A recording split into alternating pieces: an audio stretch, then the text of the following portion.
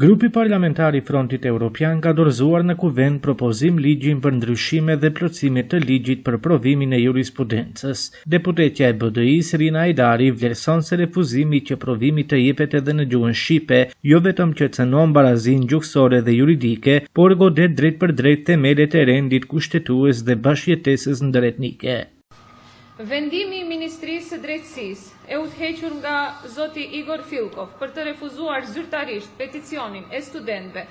dhe për të lejuar zhvillimin e provimit të jurisprudencës ekskluzivisht në gjuhën maqedonase, përbën një hap serioz prapa në respektimin e të drejtave kolektive të shqiptarëve dhe krijon një pengesë drejt për përfaqësimin e barabartë në sistemin gjyqësor.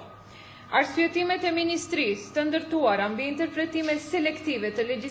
legjislacionit dhe mbi një hierarki të një anshme juridike bien ndesh me frymën e kushtetutës, me ligjin për përdorimin e gjuhëve si dhe me standardet evropiane të barazisë dhe mos diskriminimit.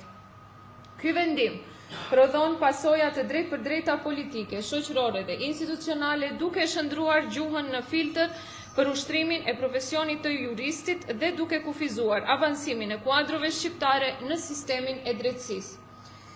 Duke qenë të vetëdijshëm për këto pasoja, qysh nga dita e djeshme në forma të ndryshme kemi shprehur publikisht mbështetje të plotë dhe të pakushtëzuar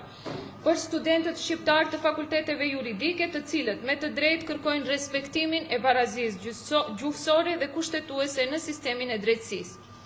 Qëllimi I provimit të jurisprudencës është testimi I njohurive profesionale juridike dhe garantimi që juristët e ardhshëm posedojnë përgatitjen e nevojshme të paraparë me ligj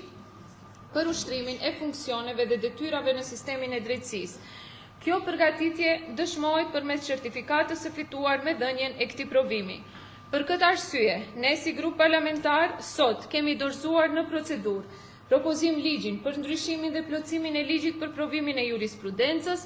me kërkesë që provimi të zhvillohet edhe në gjuhën shqipe,